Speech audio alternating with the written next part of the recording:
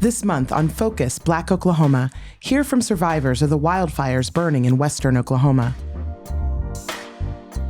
Discuss an Oklahoma House bill attempting to designate people of Hispanic descent as terrorists. Learn about the effort to recall an Enid City Council commissioner due to his involvement with white supremacist groups. Explore the Oklahoma Eagles' participation in a new initiative to develop trust in news and expand readership. Listen to a story from Chaz Stevens in advance of his sold-out comedy production, The Horse and the Wolf. All this and more on Focus Black Oklahoma. Focus Black Oklahoma is sponsored by Phillips Seminary's exhibition of Veins of Oklahoma, featuring the fiber art of Taylor Painter Wolf through April 5th on its Tulsa campus. Learn more at wherefaithleads.com.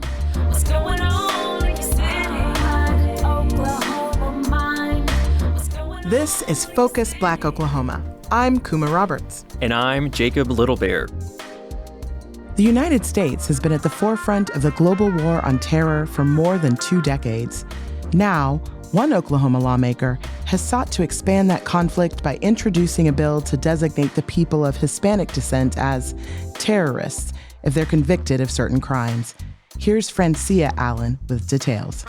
On January 16th of this year, Republican State Representative Justin Humphrey from District 19 proposed House Bill 3133, a bill that originally sought to label Hispanic gang members as terrorists when convicted of crimes related to drug trafficking. However, due to the language being perceived as racist and the level of pushback received from those in the legislature, he retracted the bill and then made the following statement, quote, "I have agreed to change the bill and am working with narcotics experts to provide better language. I will remove the word Hispanic and replace it with something like transnational criminal organization to include documented and known gang affiliation." End quote. The crimes of local gang members and drug dealers in low-income or lower middle-class neighborhoods are not typically viewed as terrorist activity. On February 20th, 2024, an amended version of the bill was submitted with the intention of modifying the definition of terrorism by adding drug trafficking. According to the amended version of House Bill 3133, Section 1268.1, Number 8, quote, "Terrorism means international or domestic drug trafficking activity, one or more kidnappings or other act of violence, or a series of acts of violence resulting in damage to property, personal injury, or death, or the threat of such act or acts that appear to be intended, A, to intimidate or coerce a civilian population, B, to influence the policy or conduct of a government by intimidation or coercion, or C, in retaliation for the policy or conduct of a government by intimidation or coercion." End quote. On February 29th, 2024, the amended bill was passed by the Committee on Criminal Justice and Corrections in the State House of Representatives. In Representative Humphrey's published response on okhouse.gov, he talked about wanting to prevent Mexican cartels and Hispanic gangs from continuing to bring drugs with fentanyl and sex trafficking into the country. He also mentioned that he did not see how stating the facts made him racist, but he was willing to work with the Oklahoma Gang Unit to correct the language. Humphrey is quoted as saying, "While I am not moved by unwarranted accusations of racism, I do admit a valid point that House Bill 3133 should not be limited to just Mexican cartels." End quote. Currently, Hispanic gang violence is ranked at 46%, which is the highest total in the United States, according to the National Gang Center, OJP.gov. African Americans come in at 35%, whites 11%, and other ethnicities 7%. The public research data on Hispanic gang violence in Oklahoma does not provide enough information to help understand the relevance of this bill. Francisco J. Trevino, a community activist and founder of Casa de la Cultura, a nonprofit organization in Tulsa that serves immigrants from multiple Spanish-speaking demographics, has many concerns about House Bill 3133. Here is part of what he had to say about gang violence and the bill. Personally, don't see it as much. I hear it from other people that they are here. Maybe they're just acting quietly.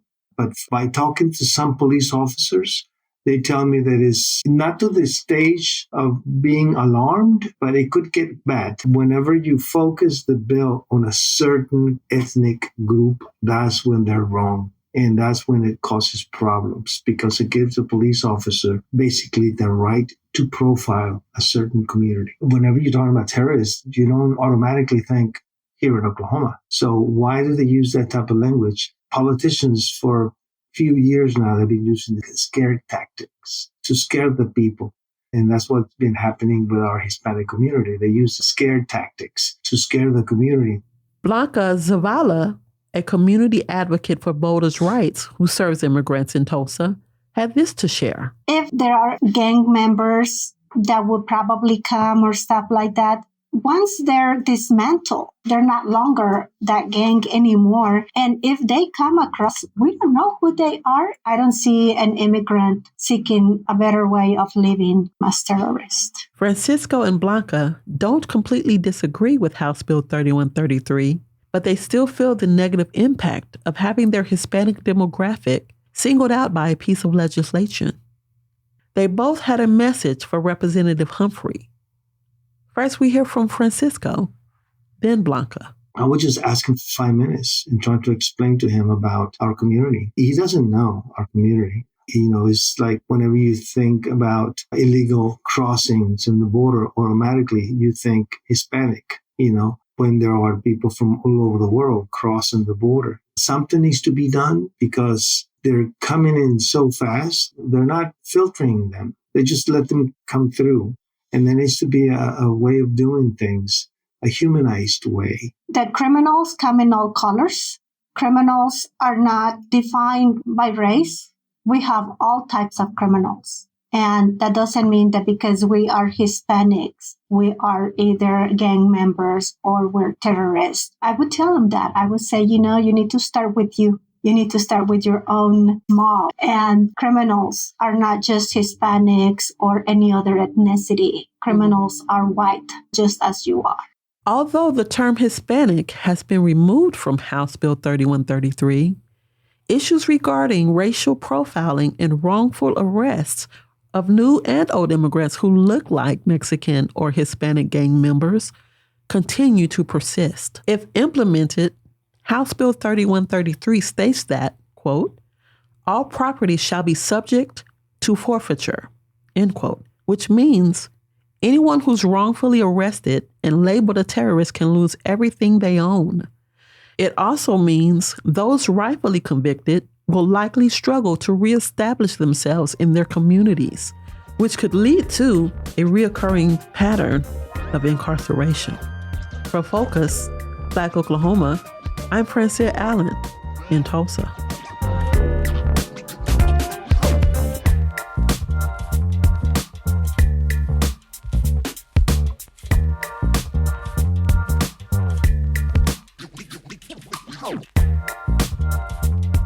Enid is preparing for a heated city council election as allegations of white supremacist ties swirl around Commissioner Judd Blevins.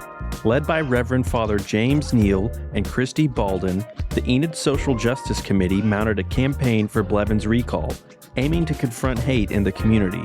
Venson Fields has the story.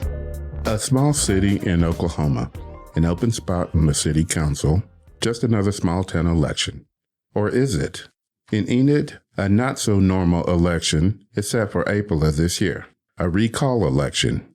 Judd Blevins, the commissioner of Ward 1, was suspected of having Nazi ties to a white supremacy group, Identity Evropa, a group that participated in the Charlottesville Unite the Right rally in August of 2017, the rally where 3 lives were taken and dozens more injured. A local group called the Enid Social Justice Committee initiated the recall action. 2 members of the Enid Social Justice Committee, Reverend Father James Neal of the Orthodox Catholic Church of America at the Holy Cross-Enid parish, and Kristi Balden, chairperson of the Enid Social Justice Committee and one of the 3 incorporators of the Enid LGBTQ Coalition, have taken the forefront in discovering if the allegations had some validity.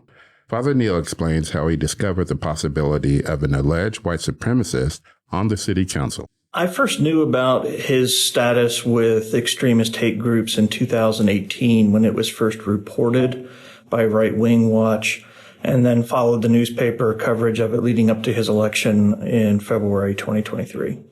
Father Neal then stated what steps were taken to proceed after confirmation of the allegations. As soon as he was elected, Lanita Norwood called a meeting, and she invited as broad a net as she could of people she thought would be interested in opposing this. And we put together the Enid Social Justice Committee and spent a lot of time just educating the public about his past and his present, his ideologies of white nationalism and neo-Nazism. And then we started, once we had done that for 6 months, because we had to wait for 6 months by city statute, we began collecting signatures for the recall. And it was just a lot of door knocking and people getting out and putting in the work. Father Neal went on to explain how the group came into being at the first meeting. Nominations for leadership were submitted, committees formed, and started organizing. With allegations of right-wing Christian nationalism having ties to white supremacy, Father Neal explained how his Christianity influenced his sense of social justice. Entirely. The faith of the prophets, Isaiah, Ezekiel, really all of them, of Jesus, of the Gospels, of Jesus's mama, Mary, and her Magnificat, of the Gospels, of the apostles. It's all a story of social justice. It's all a story of lifting up the underprivileged, of freeing the oppressed, feeding the hungry, clothing the poor, and explicitly tearing down the systems of injustice that make them poor and oppressed and hold up injustice. It's all the same festering bucket of hatred that fueled Nazism in the 1930s and 40s, that fueled Jim Crow in this country and segregation, that fueled slavery. It's never really changed. It's just been rebranded. And at this point, they've rebranded it in the name of Jesus, which is, if you're a Christian, in my opinion, the ultimate blasphemy. And they are trying to capitalize on people's faith, getting them to hate their neighbor, to vilify and marginalize people, and to do it in the name of Christ. Kristi Balden told how she discovered there was an alleged white supremacist on the city council. The first time I heard about it was when Connie Vickers brought it to our attention. It would be Connie and Nancy Presnell. Those ladies Connie especially had seen something and then did some digging. And she's the one who we first heard about that from. And from there was kind of a message chain on Facebook. And Lanita Norwood was putting together a committee or just a gathering of people in the public that were really frightened and disturbed by the fact that a white supremacist had been elected to the Enid City Council. So it started as a really pretty big group. It was also a crossover between Derwin Norwood's re-election campaign. Kristi then went on to discuss how being a leader in the LGBTQ community influenced her sense of social justice. The example that working side by side with a gay person in a community event is the same thing as working with anybody else. So we wanted to change the landscape in Enid from either just ignorance to information and cruelty to love. So doing that set me up pretty well for being able to tackle this. I see them both as social justice issues, whether it's racism or homophobia, xenophobia. It all comes from the same place, which is usually ignorance. Once people learn something new or are able to see and experience a different perspective, People are good enough that they will change once they get that information. Not everybody, but a lot of people will. So if it's a matter of just informing the public, that right there can do a lot to help the social justice issues in our community. And there are some people who will never be drugged along. They're just never going to jump in with acceptance for anybody. Focus Black Oklahoma reached out to Judd Blevins and received no response. The recall election will take place on April 2nd, 2024, and will pit recall Commissioner Blevins against Cheryl Patterson, who has served on many public boards and committees in the past, including the Enid Public School Board, the Enid Public School Foundation, the Human Services Alliance, and Foster Grandparents Board. For Focus Black Oklahoma, I'm Venson Fields in Enid. Would you like to pitch a story to FBO? Or work with us as a correspondent? Please email us at contact@focusblackoklahoma.com. On February 26, Texas's largest wildfire broke out north of Stinnett in the Panhandle. The next day, the Smokehouse Creek fire crossed into western Oklahoma, resulting in damaged property and the evacuation of multiple communities. The efforts of containment are being led primarily by local volunteer fire departments with little budgetary help from the state of Oklahoma. Shonda Little speaks with survivors. What is now the largest wildfire in Texas history broke out in the Panhandle. Now known as the Smokehouse Creek Fire for its point of origin, the fiery inferno traveled far and wide from its beginning, amassing nearly 1.1 million acres, or 1,654 square miles to date. Currently, the fire is considered 89% contained, but the National Weather Service and emergency management officials caution that embers and continued high winds could easily result in new fires that stem from it. 2 human fatalities have been reported, along with at least 3,600 dead cattle and an incalculable number of wildlife who call the area home. The number of dead cattle is expected to grow. Texas Agriculture Commissioner Sid Miller told the New York Times, quote, "Just my prediction, but it will be 10,000 that will have died or will have been euthanized," end quote. The following day, the unstoppable blaze spread into western Oklahoma, destroying thousands of acres and property in Ellis and Roger Mills counties. The communities of Gage, Shattuck, Durham, and parts of Raiden, Oklahoma, were evacuated. Approximately 100,000 acres of western Oklahoma was burned. The region was and remains ripe for wildfires after suffering a historic drought, excessive dead grass and forage, commonly referred to as fuel, and unseasonably high temperatures. Extremely low relative humidity, as low as 7%, teamed with hurricane-force winds and created a perfect storm for wildfires. The cause of the deadly fire is now believed to be from a downed power line, a constant threat during the area's high fire risk days due to those drought conditions. Xcel Energy said in a statement released on March 14th that, quote, "Our facilities appear to have been involved in the ignition of the Smokehouse Creek fire," end quote. According to NASA.gov, terrifying days like February 26th and the days since then are now an expected part of life in the region, which includes large swaths of the Oklahoma prairie due to climate change. The website says, quote, "Across the western United States, climate change has caused temperatures to rise, droughts to drag on, and vegetation to go thirsty. As a result, wildfires are occurring more frequently and over a longer period each year," end quote. NASA's website has multiple articles sharing data gathered from its scientists to document the growing wildfire damage as temperatures rise and precipitation decreases. I'm Levi Blackheader. I'm the emergency management director for Roger Mills County, Oklahoma. Blackketter has lived his entire life in Roger Mills County, growing up in Strong City, population 31, and graduating from Cheyenne High School. He sees the ravages of a changing climate daily in his work. In this area, there's seems to be less farmland anymore and more grassland, so there's less to stop a big fire as it comes across the plains. Well, the precipitation this past year has been a little better than years past, which give us a little more growth.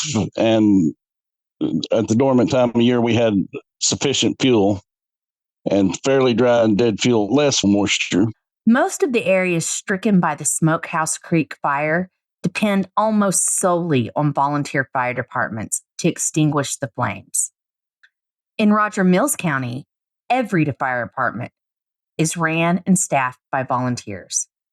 Blackketter says the departments do receive a small amount of funding from the state of Oklahoma, but the majority of their funds hail from the county, community fundraisers and donations, and the dedicated firefighters' own pocket. The volunteers spent multiple days assisting in battling the blaze, going into other areas long after their own areas had been put out.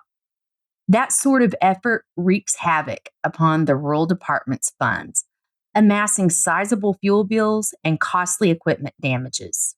Oh, yeah, it is definitely a challenge. I mean, I've got one department that on this Smokehouse Creek fire, they, in the dark, ran on some barbed wire, and they ended up damaging brake lines and the wiring harness. It's going to cost $14,000 to fix a pickup that's really not worth $10,000. So you fix it or you do without. While the Smokehouse Creek fire certainly caused damage and panic in the western Oklahoma counties it torched, those areas received far less damage due to the change in wind direction, which minimized the fire's capability to continue spreading. However, their neighbors to the west, across the state line in Texas, were not so fortunate. Because so many wildfires begin in one state and then stretch into the other, their fates cannot be separated where wildfires are concerned. One of those communities was Canadian Texas.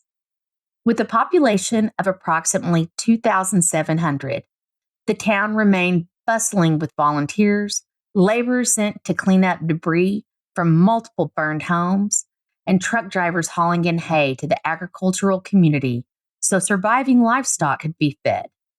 Derek Wood and his wife live on Locust Drive, where multiple homes were burned in their entirety. He considers his family to be lucky. Their home is intact and suffered no damage, but the fire consumed their metal barn and destroyed much of its contents.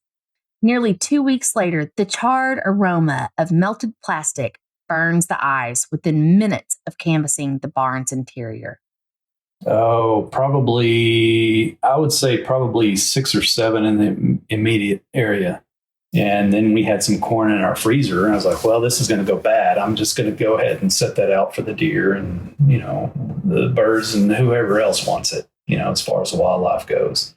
So I pulled that out of the freezer and it was corn still in the husk. So I peeled back the husk and put it out there for the wildlife. They're devastated just as much, if not more than we are. So they had nowhere to go. Despite the devastation, Wood is trying to focus on the good he's seen from the disaster. Things like this bring people closer together in the community. Wood spent parts of Monday afternoon filling out forms for his homeowner's insurance. However, he knows some of the things cannot be replaced with a check. Our neighbor's house, she left the sprinklers on as well. She ended up going to Elk City. I had the sprinklers on the night before and the day of, and came up and I was like, oh, good. We have a house, we have a barn. And then I came up here and saw that corner of the barn on fire. And, it's devastating. Yeah. Everything we had in that southwest corner, as far as heirloom stuff and sentimental value, it was in that corner. Along the brick road on Canadian's Main Street sits the Cattle Exchange Steakhouse, a popular restaurant for local residents and tourists. By 5 p.m., the eatery is already bustling with hungry patrons, many of whom are in town to assist with the recovery. Crystal Slavin was busy, hustling around the building as one of only 2 servers on the shift. Her emotions ran high, tears welling up as she steadied her cracking voice regarding all the community has survived in recent days. Our blessing of the wind shift was everybody else's tragedy here in town. Oklahoma legislature is currently in session, but it's unclear what, if anything, they will do to address the climate change-driven increase of wildfire threats. In this one fire alone, Texas Governor Greg Abbott said over 500 structures were lost or destroyed. The National Guards for both states have long been on the front lines for recovery efforts when natural disasters strike, but both Abbott and Oklahoma Governor Kevin Stitt have sent their National Guards to the nation's southern border. So as the crisis expands, the working people of Western Oklahoma and the Texas Panhandle will do all they can to band together and survive on their own. For Focus, Black Oklahoma, I'm Shonda Little in Roger Mills County.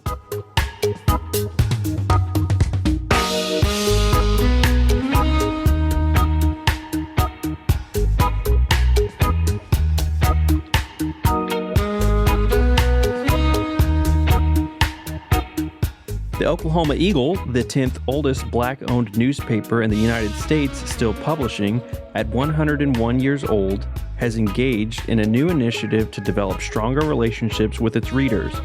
The Trusting News Project is a campaign spearheaded by the Oklahoma Media Center in partnership with the Ecosystem Engagement Project. Oklahoma Eagle Managing Editor Gary Lee explains the goals of the project. And what we are trying to do is to raise several questions. One is, are people still reading the paper? One, is the information and news and features that we present relevant to the readers? 3, are there subject matters or there approaches that they would prefer that they don't see much in the Oklahoma Eagle?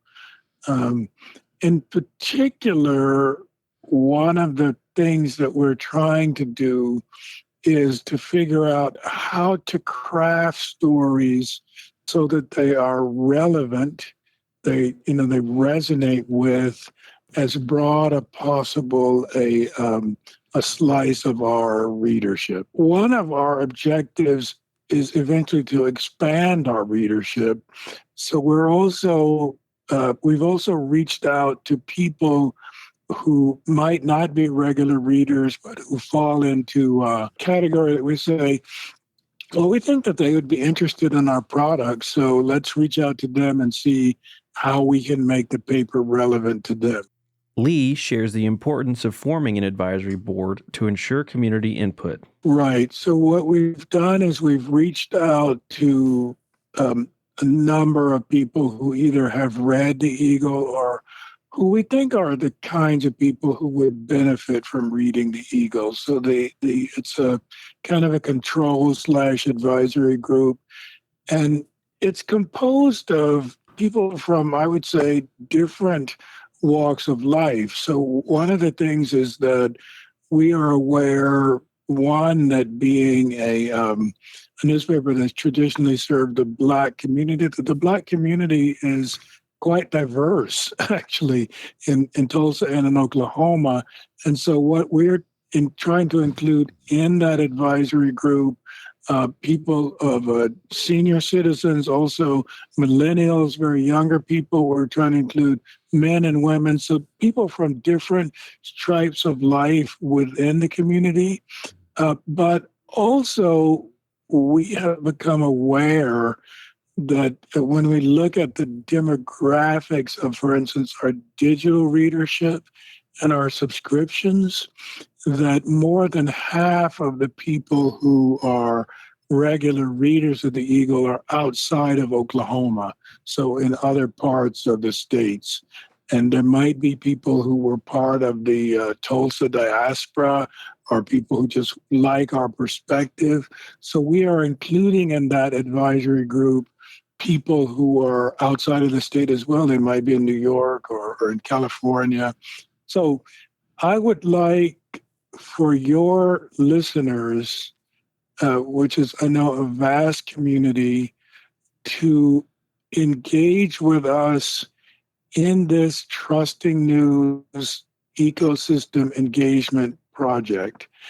And the easiest way for them to engage is to check out the newspaper. They can call it up, theokeagle.com.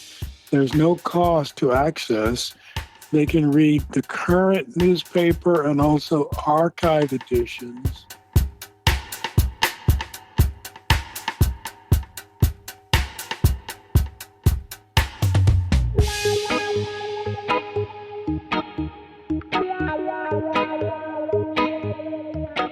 The 25th White Privilege Conference will occur April 3rd through the 6th at the Doubletree Hotel in downtown Tulsa. The conference provides an opportunity for participants to discuss how white privilege, white supremacy, and oppression affect daily life, while giving strategies to address issues and advance social and economic justice.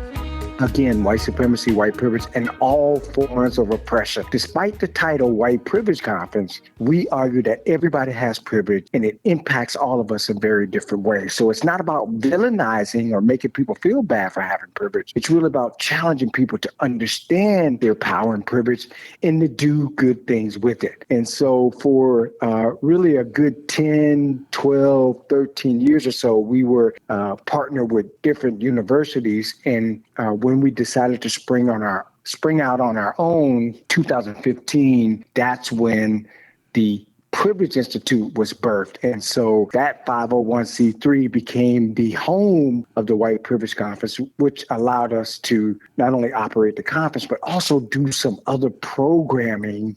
In addition to that, just trying to do some good things for young people as it relates to justice, equity, and fiscal literacy. That's really the combination of the Privilege Institute.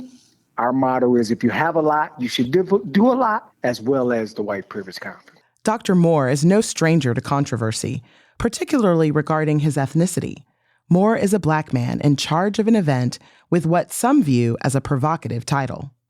Yeah, it's been quite a journey over 25 years. One, I mean, there are not many national, international conferences that are, in general, started by Black minds, ran by Black minds, particularly in the world of higher education from my vantage point, that reaches and spans across the globe and draws a diverse group of people, specifically looking at the content of white supremacy.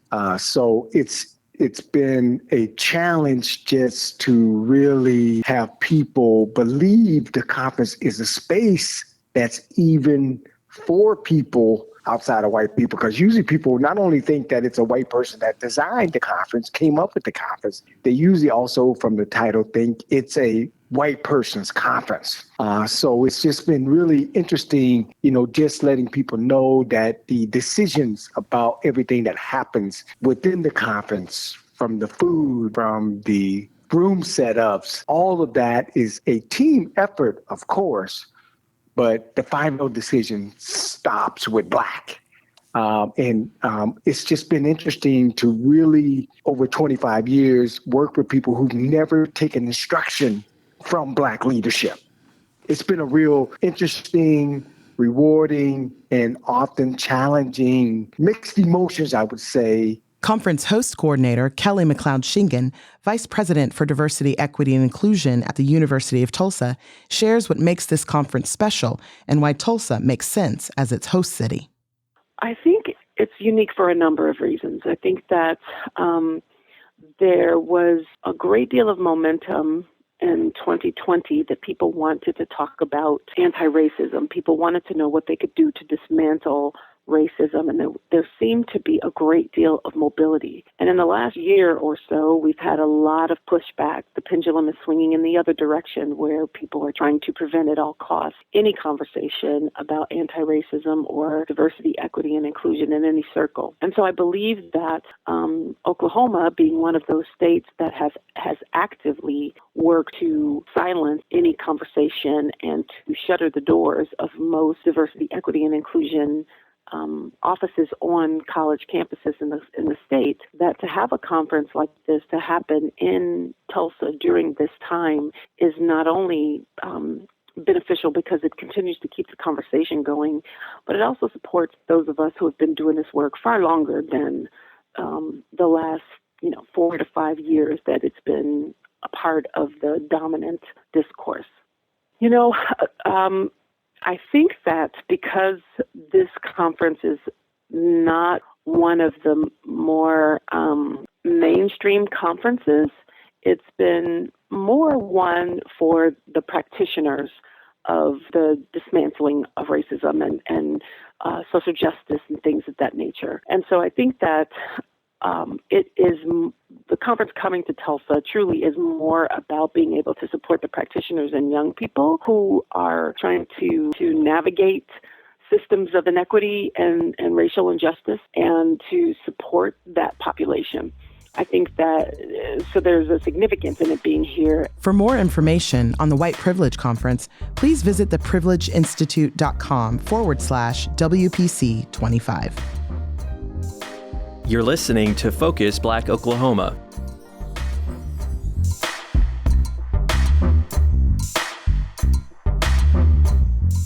Amidst the windswept plains of Oklahoma, a rich tradition of oral history and storytelling binds together the narratives of Native American and Black communities. As the state grapples with controversial legislation like House Bill 1775, the resonance of these shared experiences, struggles, and triumphs becomes increasingly vital. Crystal Patrick explores how these interwoven tales shape the cultural fabric of Oklahoma's oral histories. In the heart of Oklahoma, where the winds whisper the stories of generations past and present, the importance of oral history and storytelling resonates profoundly. Here lies a tale of resilience and interconnectedness, where the narratives of Native American and Black communities intertwine, weaving a tapestry of shared experiences, struggles, and triumphs. For Native American communities, storytelling is not merely a means of passing down legends and folklore. It is a sacred practice that encapsulates their worldview, traditions, and history. Elders, revered as guardians of wisdom, impart knowledge through oral narratives, ensuring that the legacies of their ancestors endure. Through tales of resilience in the face of colonization, forced assimilation, and cultural suppression, Native voices reclaim agency over the past and present. Although he shies away from being called a storyteller, Chris Hill, who is a member of the Osage tribe, has been passing down the stories of his people to younger generations for over 30 years. And so I think when people think about storytelling, they think about it just being entertaining. But as far as Natives go, not only should it be entertaining, but it should be very educational as well. And I think if you run across a true Native American storyteller, he or she will be able to give you a little bit of everything in their stories. And I've got grandkids now that I know they need this information. And so when I communicate, whether it's through social media or whether I'm on stage, or I do my very best. Similarly, the Black communities in Oklahoma share a history of resilience and resistance against systemic oppression. As with Native Americans, their stories are woven into the fabric of the state's history. Yet, Black narratives often remain overlooked or distorted in mainstream discourse. Through oral history, Black Oklahomans reclaim their voices and challenge dominant narratives that seek to marginalize their contributions and experiences. Dr. Autumn Brown is a strong advocate of oral histories, especially when it comes to her home state of Oklahoma. Her work with the Eddie Faye Gates Collection at Tulsa's Thomas H. Gilcrease Institute of American history and art has helped ensure the oral histories related by the survivors of the Tulsa Race Massacre will live on. Oral history is an important methodology because it ensures that all histories are collected and preserved. Often when we think about history and learning history, it's history written by dominant groups, history written by the ones in power, and that often leads to marginalized voices not being considered in these. The interconnectedness of Native American and Black histories in Oklahoma is a testament to the shared struggles and solidarity shaped through adversity. So when we think about the history of the Osage tribe, I think it's a great example of how interconnected Native American history and Black history are with one another. And I think that that is evident in how we categorize these groups. Often, especially in the archives, we either box them under Native American or we box them under African American. Attempts to suppress certain histories only underscore the need to preserve them through alternative means. In Oklahoma, where House Bill 1775 has sparked controversy and fear, the act of sharing stories takes on an added importance. They're meant to teach you something, good or bad, or a way to live or a way not to live, and even our scary stories that I'm known for, they weren't all about being scared or about doing bad. It taught you, if you run across these things, what you should be able to do or not do to prevent these things from causing harm or chaos. Oral history and storytelling is vital to culture and tradition. So oral history is very significant in that it allows folks to reckon with their own histories and their own past through their own voices and through their own experiences. I mean, it just essentially, if we don't collect our histories, who will? And I think it's just beyond thinking about histories or oral history to think about larger histories, but even just things as simple as family histories and understanding intergenerational legacies and impacts, etc. It is Dr. Brown's hope that the Eddie Faye Gates collection will continue to amplify the voices of underrepresented communities and positively impact future generations. So when you think about the Eddie Faye Gates collection, you really have a unique opportunity to see how oral histories have completely informed what we know about the Tulsa Race Massacre. Also, it's important to keep in mind that when Mrs. Gates was setting off to collect these oral histories, it was very unpopular. Not only unpopular from the side of white Tulsans, but also from the side of Black Tulsans. So she had to build up a very large capacity of trust from descendants of the massacre and survivors of the massacre themselves. So when we think about the centennial and how it was celebrated and how there was all of this knowledge or firsthand experiences that we know about survivors, it's exclusively from the Eddie Faye Gates collection. And her entire collection is informing not only what we know about the 1921 Tulsa Race Massacre, but also what we know about the Greenwood community at large. Oftentimes, the further a generation is removed from significant historical events, the further they are removed from the emotional weight of its direct impact.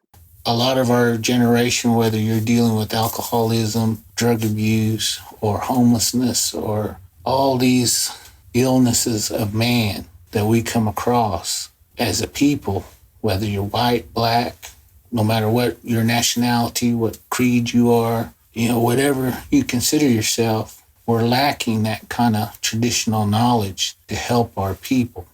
And you're seeing that more in the younger generations than in my father's time, because those wounds were still fresh at that time. So to kind of try to forget those things was hard, because it wasn't hearsay. It was things that a lot of these people had actually lived through. To me, a good storyteller gives you all the facts. They give you that picture. They give you that sense of time, place, and date. And sometimes I can do it, sometimes I can't, it just depends. But, as far as I go, I do the best I can, getting what information I can to my children, my grandchildren, and future generations. Dr. Brown also believes the use of primary sources will become more needed than ever in the light of the political pushback against incorporating diversity, equity, and inclusion in our educational system, not just in Oklahoma, but in the United States as a whole. It's one thing to say, hey, the 1921 race massacre happened, and it happened because of this racial divide, this fight for economics, this fight for land. And it's another thing to hear that story come through from someone who experienced it themselves. And I think that takes the burden off of teachers. Can oral history storytelling be utilized as a tool for reconciliation and healing in Black and Native communities affected by historical injustices in Oklahoma, such as those stemming from the Osage Reign of Terror and the Tulsa Race Massacre? I think it's a really great way to bridge that gap so that instead of kind of siloing these two groups and these two group experiences apart from each other, we can begin to reckon with how these histories are interconnected and how in a lot of ways they play off of each other. When we think of what's happening with education, especially as it pertains to House Bill 1775, I think that will essentially necessitate a larger need for oral histories and how they can really impact how we teach these hard histories in a way that doesn't completely leave teachers vulnerable. Amidst the challenges of educational censorship and historical erasure, oral history emerges as a powerful tool for reclaiming agency and challenging prevalent perspectives. By centering the voices of those whose stories have been marginalized or silenced, communities in Oklahoma reaffirm the importance of diverse perspectives and the inherent value of every narrative. In Oklahoma, where the winds carry echoes of resilience and solidarity, the power of storytelling continues to illuminate the path forward towards a more inclusive and just society. For Focus, Black Oklahoma, I'm Crystal Patrick in Tulsa.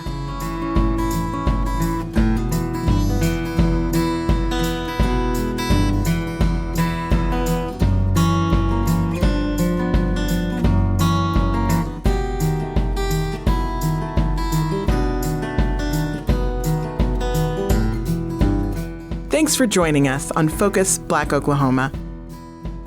As Chaz Thunderwolf Stevens approaches 29, he reminisces on his high school days and the antics of his old crew, Domo. From lunchtime performances to clashes with authority, Stevens reflects on a bygone era of camaraderie and rebellion. Let's join him on a nostalgic journey to a simpler time in Turley. Chaz's sold-out live comedy show, The Horse and the Wolf, debuts March 22nd and will be recorded for those that missed out on tickets, like me. This year, I'll be turning 29 years old. My teen year high school reunion is this year. This year, I rolled my ankle and actually had to rest it for more than a few days. In short, I am old. My students constantly remind me when they ask me what the golden age of the swag era was like. I didn't even realize that I had lived in an era yet. The swag era? You're telling me that khaki cargo shorts, Wiz Khalifa blonde streaks, and snapbacks are now part of our American nostalgia? I am not looking forward to the day where I see a biopic film trailer about Soulja Boy called Crank That, and I have to explain to my kids how dancing included step-by-step tutorials. I am not looking forward to when high schools across the country celebrate their Spirit Week with 2010 days and the attire includes the blind glasses, Sperry boat shoes, and of course Nike Elite socks. The one thing I do miss about that time period were the adventures with my little crew of hooligans. We called ourselves Domo. 3 friends and I created Domo when we were in the 7th grade, and it peaked around 2016. But the memories of those days will last forever. From throwing Skittles from the 3rd floor of Union High School at unsuspecting victims on the 1st floor, to ragging and roasting each other and other students. For our more seasoned listeners, ragging and roasting means to make fun of. My friend circle was a group of young Black kids who came from all different backgrounds, finding solidarity and brotherhood with each other. Though there are plenty of stories I could go through, my favorite was when we were defiant to an assistant principal. In the beginning of our senior year, our assistant principal sat us down in his office and told us that Domo was brought up in summer administration meetings, and as young kids, we felt so baller. We were told that our, quote, daily lunch comedy shows, end quote, must be restricted to outside seating areas or off campus. We understood, and we said we can oblige to that. Later that day, while eating lunch, a new assistant principal, a white man who came from a predominantly white school, comes up to us and tells us that we have to move. We explained to him that our building principals just came and dapped us up. He kept demanding that we move. Then, out of nowhere, my friend yells out, "You didn't say this to the white kids who sat here yesterday." We froze. And then we realized what was said. And in the midst of the tension, I busted out singing, "Wade in the water, wade in the water." In perfect unison, Domo belted out in harmony as if we had trained for this moment. We sang in the proper pitches, hit all the pockets, and carried every note as if our ancestors were being channeled through our vocal cords. We grabbed our lunches and one by one walked in front of him, singing out our little hearts as we headed to another seating area. The next day, the principal stopped me and a friend, and he began to apologize to us, saying, "Hey guys, yesterday was not based on race. It was just that I heard of Domo and I was told that you guys weren't to be sitting there anymore." We looked him in the eyes and we replied, "Oh, we's knows, Mr. Principal. You's just doing yo's job and we's not mad at you at all, sir. You just doing yo's job." Even though I am not looking forward to hearing the slang of my high school days coming back and hearing my favorite songs sampled in the hottest hip hop tracks, I am looking forward to telling the stories of Domo to my students and bragging about how cool my Chicago Bulls snapback looked. For Focus Black Oklahoma, I'm Chaz Thunderwolf Stevens in Turley. Focus Black Oklahoma is produced in partnership with KOSU Radio and Tri-City Collective. Additional support is provided by the Commemoration Fund. Our theme music is by Moffett Music. Focus Black Oklahoma's executive producers are Quresh Ali Lantana and Bracken Clark. Our associate producers are Smriti Iyengar and Jesse Ulrich. Our production intern is Daryl Turner. You can visit us online at kosu.org or focusblackoklahoma.com and on YouTube at Tri-City Collective. You can follow us on Instagram at FocusBlackOK and on Facebook at facebook.com/FocusBlackOK. You can hear Focus Black Oklahoma on demand for free at kosu.org, the NPR app, npr.org, or wherever you get your podcasts. KOSU Business Circle memberships are ideal for small businesses looking to support public radio and get a little bit of airtime. To learn how your business can become a member, email development@kosu.org.